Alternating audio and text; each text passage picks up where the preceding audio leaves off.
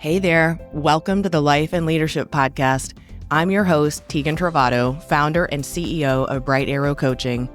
In this show, we dive deep into how leaders like you can turn business challenges into personal growth opportunities.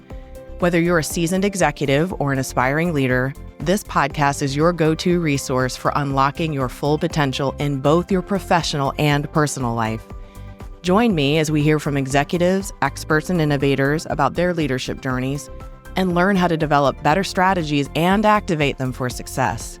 So if you're ready to fuel your journey to becoming an extraordinary leader who makes a lasting impact, you're in the right place. Let's dive in. I'm pleased to introduce you to today's guest, Allan Dykstra. Josh is a distinguished authority on workplace transformation and the co-founder of the Work Revolution, a movement and an advocacy group that promotes human and meaningful work for everyone.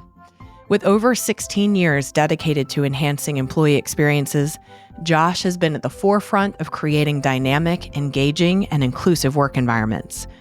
As a thought leader, Josh's influence spans across consulting, leadership coaching, workshop facilitation, and pioneering tech solutions.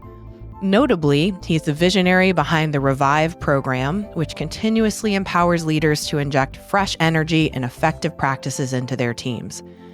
In this episode, we explore the interconnected topics of leadership, systems thinking, and the changing role of AI in the workplace.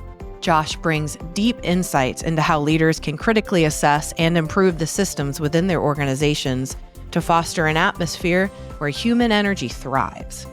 His perspective is especially pertinent as we navigate this post-pandemic world, addressing the challenges and opportunities in maintaining work-life balance and flexibility. So, if you're ready to reimagine your organization's potential, enhance your leadership approach, and harness the power of AI responsibly, you will not want to miss this conversation. Be prepared to be inspired and challenged as we explore the critical themes together with Allan Dykstra. Allan Dykstra, welcome to the Life and Leadership Podcast. Thank you so much for having me. Excited to be here. Yeah, and you're such a champ to keep our planned conversation today despite battling a cold. So thank you so much. So kind of you. Oh, yeah, I'm super excited about this conversation. If I sound a little congested, then that's why. But yeah, I'm happy to be here. Great. Thank you. Well, listen, to key things up for our listeners, give them just a little background about who you are and what you do for work, because all of our conversation is going to center around your work, what you're learning through your work, and what they might learn from your work. So start us off by hearing how we might describe your work, first of all. Yeah, so I like to say I've really only done one thing for the last 16 or 17 years, which is try to help work not suck for as many humans as humanly possible. And that work has taken me in lots of different directions, right? So I did consulting and I did workshop facilitation and, dove into the world of assessments. There's tons of those things, and leadership retreats and team building. And we ended up certifying a bunch of coaches and consultants in one of my businesses. And then we built a tech product over the last 5 years, but it's all been in service of what I like to call a work revolution. And I mean that word very literally. So revolution can bring up a lot of things for people in their minds. But what I mean is literally, we need a turnaround of the way that work happens, because the way work happens now doesn't actually work for very many people. Mm-hmm. And we need to turn a lot of those things around. And so that's what my work is about. Wonderful. Okay, so you're speaking to thousands of people every year. You're in smaller rooms facilitating hundreds of leaders a year. And you have this program called Revive, which is like a monthly leadership program. Can you tell our listeners a little bit about that? Because I want to go into what your experience has been with leaders through that monthly program and what you might be seeing. So tell listeners at a high level what it is you're in the room talking about with them first. Yeah. So generally what you're going to bring me in to speak about is something around the future of work, right? So how do we create the future that we actually want to work in, right? So if work isn't really working for very many people right now, which it's kind of objectively not, how do we actually create a future where we actually want to work in? And so that's what you're going to bring me in to speak about. And so I speak kind of in this future of work category, but it's all about the human side of stuff, right? So we could talk about AI, but it's really about how do our humans intersect with this thing called AI? How do our humans experience change? How do we make change more energizing for people? How do we actually create a culture that's life-giving and not life-sucking, right? So it's going to be all of that kind of stuff. And then the idea around a program like Revive is to bring in the practices, right? Because you can get a lot from a keynote, right? You can get a lot from a good event or from a good speaker. You can get a new idea, and that can really help you think differently. And that's wonderful. And then you're going to go back to the office and you're going to have 1,000 emails staring you in the face, and you're going to have back-to-back meetings. How the heck do you put any of this to practice? Right? How do you put any of this to work? It's really hard when you get back into the workflow of daily life. And so a program like Revive is really going to help leaders know what to do with their teams, gives them a little bit more of a prescriptive pathway for knowing, okay, this month we're going to focus on this, and these are the things we're going to practice together. And the next month you're going to get a new practice. We're all going to practice that together. And so it ends up being this kind of sequential journey that a leader gets to go on with their team. And it's all in the service of helping them revitalize their energy and feel more energized at work. I love it. Since your conversations with leaders around AI relate to energy, why don't you take us through your concept around human energy? Because you've been talking about this probably for as long as you've been speaking. And here we are all talking about tech, innovation, disruption, and the question is like, what is it that only humans can do now and in the near future? I love watching your work around human energy stay relevant for so many years and become more relevant than ever this many years later. Yeah. Wild. Yeah. So tell listeners about what you've framed around human energy and what they might be thinking about when they hear this concept. Yeah. Well, energy is kind of a funny word, right? So when we hear energy, we could be thinking a lot of different things, right? You could be thinking of fossil fuels, or you could be thinking of crystals and healers, or you could be thinking of renewables or photosynthesis, or right? Like there's a whole lot of things that people could be thinking about when they hear that word energy. What I want to encourage people to do is really think about it in the sense of like physics, right? In physics, energy is the capacity to do work. And I think that means energy is really relevant to our work. And the energy that actually powers our workplaces is human energy, right? Nothing happens in your organization unless a human has the energy to start it or to keep it going, period. This really like kind of underserved, underappreciated thing that anything that we're trying to accomplish starts with human energy. And yet, when is the last time we had a conversation in our organization about human energy? The closest I ever hear is we talk about it when we don't have it, right? We talk about burnout. And that's a good start, but it's just not enough because you cannot create excellence by reducing pathologies, right? This just isn't how life works. And so just treating burnout, please do that, right? Like that's a good start. But really we have to get to what makes people at their best, what makes them thrive, and how do we fill people's tanks up with positive energy throughout their day, doing the work that they're doing. And so when I say human energy, that's what I'm talking about. It's the power that really moves everything inside your business. Yeah. And I also appreciate the burnout conversation's reactive, and human energy can be a proactive one if we make it such. The word thriving comes up for me when I think of human energy. And burnout, I don't even have to say all the synonyms or things that come up for me on that word. Everyone felt them as they heard us talk about them. So love that work.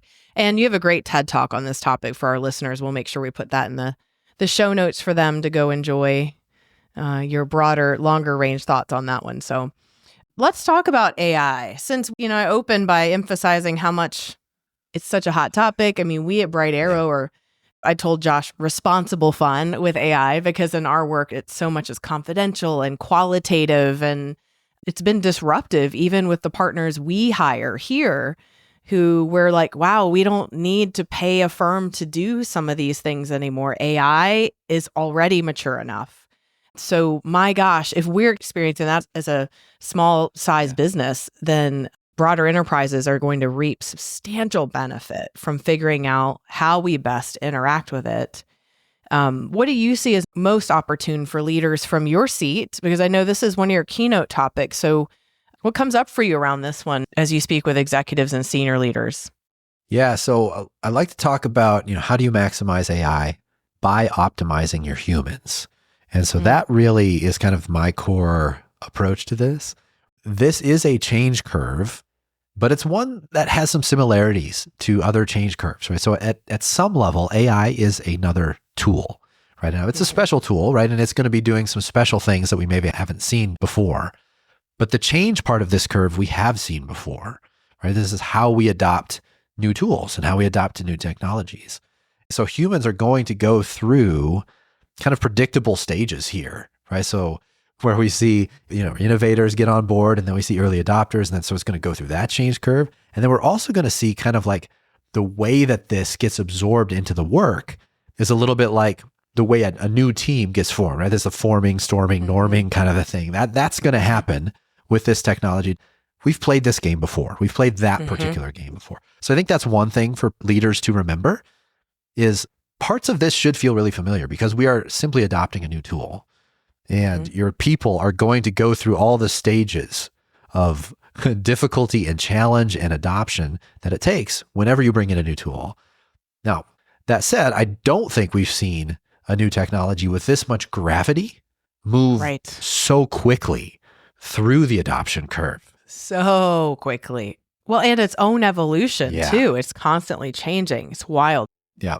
So I am just, I'm absorbing as much as I can about this technology. And I hope leaders are doing this too, as much as they can. I know it's hard to stay on top of it because it is changing so quickly. But yeah, it's a really, really fast moving curve. So I think that's important to understand too. From what I can tell so far, there's a couple of kind of, just thoughts I have about AI. One, we're starting to conflate large language models, LLMs, with the idea of artificial intelligence or AI, right? These are kind of becoming synonymous, which I think is kind of dangerous. LLMs in their current form are really not very intelligent at all. They're making guesses based on a broad base of data. And so they usually guess correctly, but as we've seen, not always.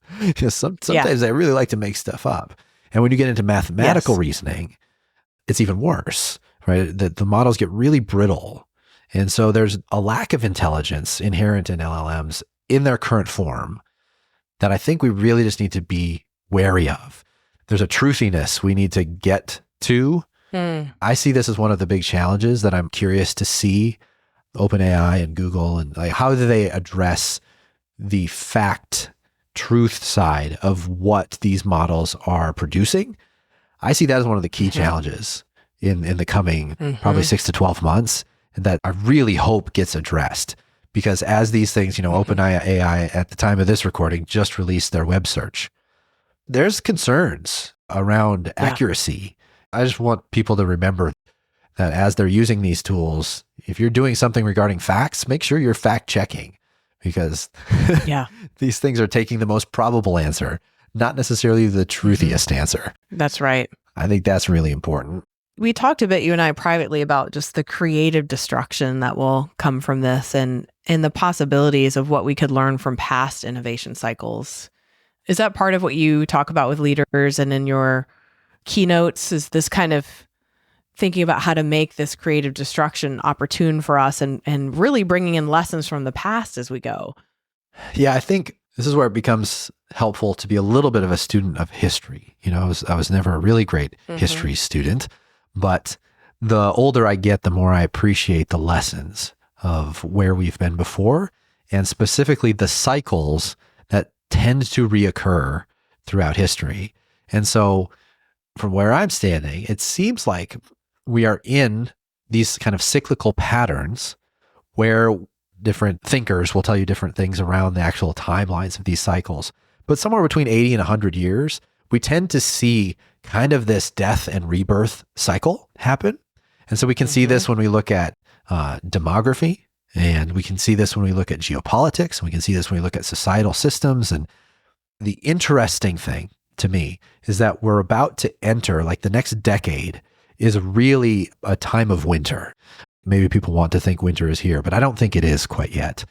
There is more death to happen, I think, figuratively in our systems, that the current systems that govern the way we work, live, and play, almost all of them need to be reinvented, reimagined, rebuilt. And I think people feel this, right? If you feel like this unsettledness of life, I think this is where that comes from. is that these systems, they were built for a bygone era, and they're just not serving enough of us anymore. And we feel that dis-ease in our daily lives and in our work systems, in our education systems, in our finance systems, in our government systems, right? So this will be the great task that I think, over the next decade or two, is that we're going to get an opportunity to rebuild these systems into something much better that works far better for far more people. And I think that's pretty exciting. Yeah, it is exciting. The thought of winter makes me feel like it could be hard. Yeah. When I hear that, that's the feeling that comes up. But also things have been hard. Yeah. We're doing okay, right? Like we can do this. We're resilient as humans. And the other thing that comes up for me when I think and talk with others about systems is that the systems you referenced are so complicated and multi-layered that we can't really make a single decision to change the thing. And so sometimes things have to break fully for them to be reborn or reimagined. And that's the winter to me when I hear you say that. It's going to be an interesting journey. It is. But yeah, if we keep our eyes on the spring, if we start to put a lot of our creative energy towards, okay, if we get to rebuild this stuff, what do we want to see built? Let's try to imagine. Let's try to bring in some wild hope into this and say, okay, how do we actually imagine something new? That I think will help us keep going through the winter, because we know the spring's around the corner, but we can start planting the seeds now. Yeah, absolutely. Well, that brings me to one of the other things that I've been marinating on in anticipation of talking with you. And that was something I read that you recently put out on your website at the time of this recording. So for those of you listening, Josh Allan releases a blog a week, and they're always so insightful and pretty fast reads, which I, and I'm sure everyone else appreciates, but impactful. And the one that I am thinking of right now is when you quoted David Marquette in saying, in healthy organizations, leaders take responsibility for the system and people take responsibility for their actions. In unhealthy organizations, leaders blame the people and the people blame the system. Yeah. Why did that stand out to you? I mean, you sound like a David Marquette fan, number one, which you're welcome to fan out real quick if you need to. But what stood out for you about this quote that's great for leaders to be thinking about? Yeah, I appreciate David's work so very much. And I think if there are leaders out there who aren't familiar, if you want one person to follow who really does kind of bite-sized leadership lessons, his channel on YouTube is fabulous. This quote, it just felt so resonant to me. And just because how many times have we seen this, right? Where it's like in dysfunctional working environments, the leaders are blaming the people. And the people are saying, oh my goodness, this system sucks, right? I'm at the mercy of a bunch of bureaucratic crap that I can't change. And everybody's kind of miserable. Like everybody's pointing fingers and nobody's taking responsibility. And so I just think this focus of refocusing our leadership on systems is a really healthy perspective, because leaders really are the ones who are charged with the maintenance and upkeep of systems. This is your job as a leader, right? Like your individual contributors are kind of at the mercy of these things, but you, if you're a senior leader, you can change these things. You can impact these things. And so I find this to be a really helpful, healthy, refreshing perspective for leaders to have. It's like, oh, that's where I should keep my focus, is on these systems. I think this is kind of interesting, is most of us don't actually make as many decisions as we think we do. We make a decision, we choose a system, and then that system actually chooses a bunch of things for us. So let's think about, if you choose to go to a university, right? If you get that privilege, you get to go to a university, you choose the school you're going to go to. Okay, you made that choice, unless your parents made you go there or something. But like, let's say you chose that school. After you do that, and maybe you choose your major, a lot of things are chosen for you. What classes you need to take, how much money you need to pay, what time do you got to be up in the morning to get to those your whole life now is being directed and guided by the system you chose. You're no longer making decisions. The system's making them for you. And this happens all over the place. It happens in healthcare, depending on where you live, right? You are either opted into a healthcare system, and then that system's going to make a whole bunch of choices for you. We see the kind of the really deleterious effects of a bad healthcare system here in the US a lot. So anyway, point being, leaders, your responsibility is to work on these systems. You are the ones that can make these things better. That's right. Please keep your focus there. That's right. We do sometimes forget as leaders that we are the single holders of the greatest impact in the organizations. Each decision, where we spend our time thinking, where we allocate our resources, and not just on the organizational system itself, but then it has a ripple effect into tax systems and communities and legislation. I mean, we forget as leaders how impactful our role is, and that it's not just the one in front of us. It's not just the calendar we look at when we get into the office in the morning. There are huge ripple effects for the smallest things that we're responsible for. Yeah. And a lot of people just don't even see the systems, right? These systems are so invisible and they just kind of live in the background of life, right? It's why people kind of end up blaming the system because they don't quite realize how these things work. And leaders have not taken enough responsibility to make them better. But yeah, so many people just kind of live their life at the affect of the systems they're a part of. And leaders really can make life better by working on systems. So Josh, some of the things we talked about offline prior to this recording, we talked a little bit about the pandemic and the opportunities for learning that we had through that, and some of the actions that we took during that time, which were really beneficial for human energy. What are your thoughts on some of that? And then what do you see us doing today as you're working inside of organizations? My greatest fear, so right when the pandemic started, I don't think any of us really thought, oh my goodness, this is going to last years. I certainly did not. Kind of misguided on that. But my very initial thought was, okay, however long this lasts, because we really didn't think it would last that long either.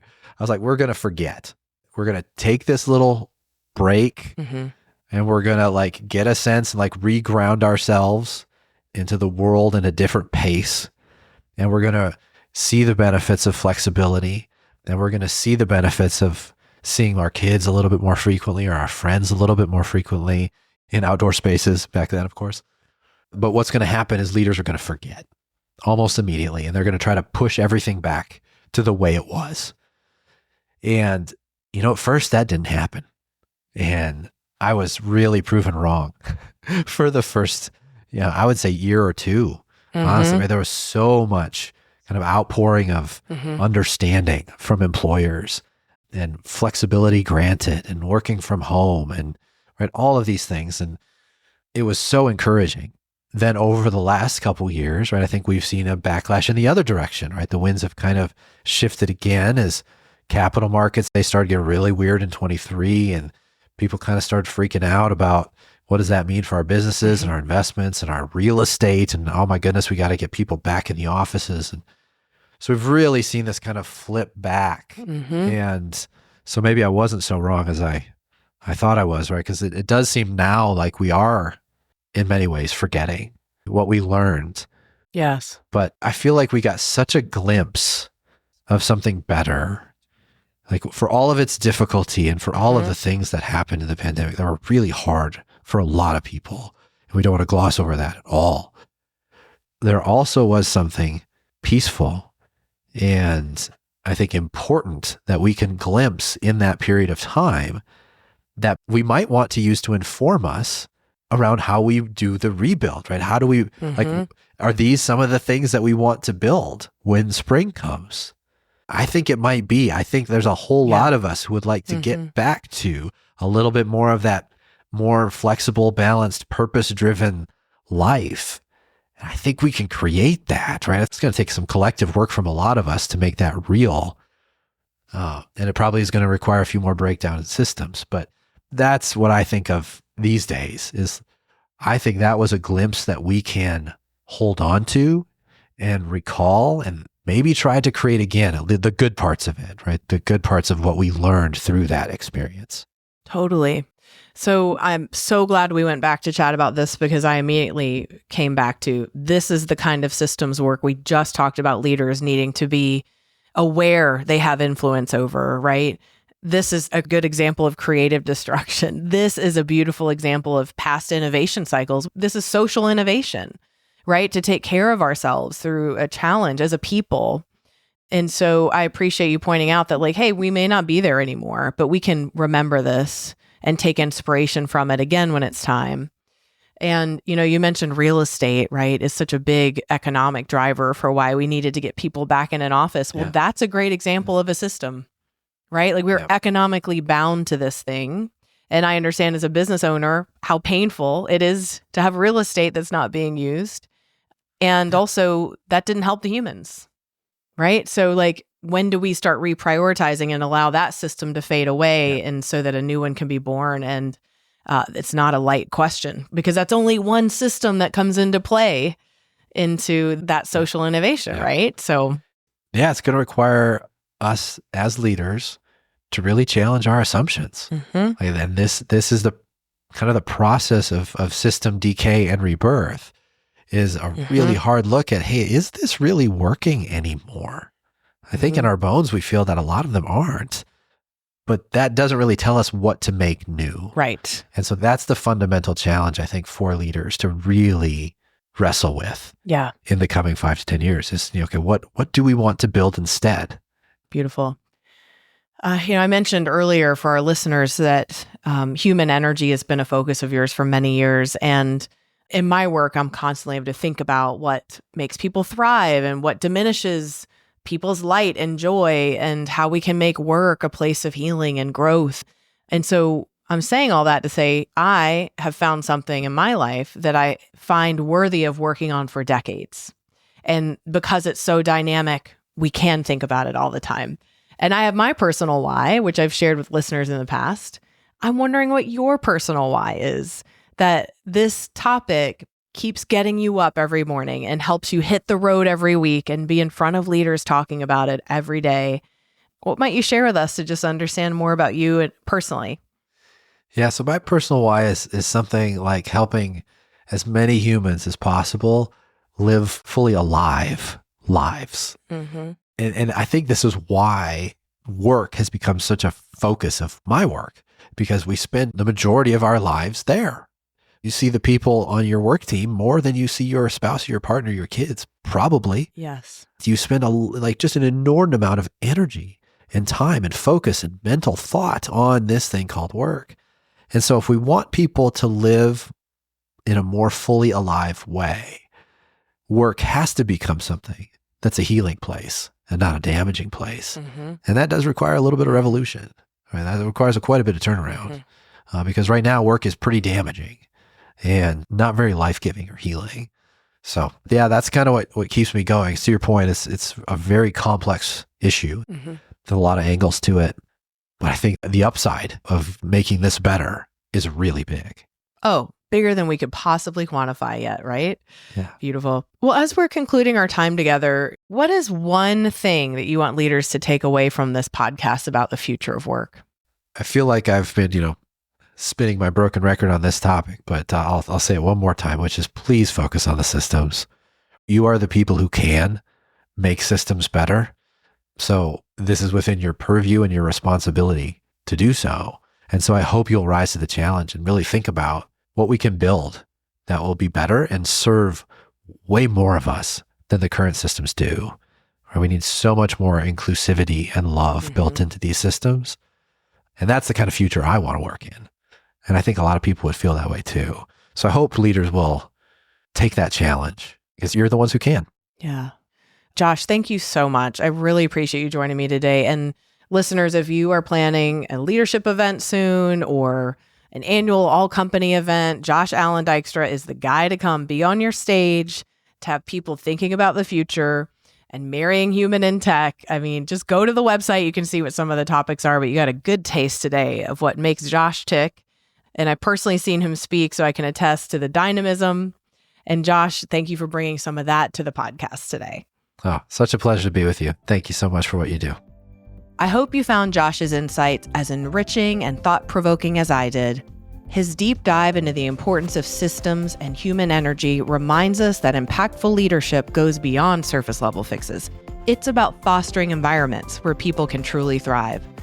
From his Revive program to his perspectives on the evolving role of AI, Josh has equipped us with pragmatic tools and visionary ideas to lead more effectively. His advocacy for a balanced, purpose-driven approach to work challenges us to rethink our roles as leaders and the legacy we wish to leave within our organizations and communities. As we navigate the complexities of modern leadership, let us take heed to Josh's call to action, to courageously challenge existing systems, to harness human energy and steward technological advances responsibly. By doing so, we can create workplaces that are not only productive, but also healing and inclusive. Until next time, this is Tegan Travato encouraging you to lead with intention and impact, stay curious, stay committed, and contribute to drive meaningful change. Thanks for joining us on this episode of the Life and Leadership Podcast. If you enjoyed our conversation, don't forget to subscribe on Apple Podcasts, Spotify, or YouTube Music, and share it with anyone who might benefit from it. We'll catch you on the next episode.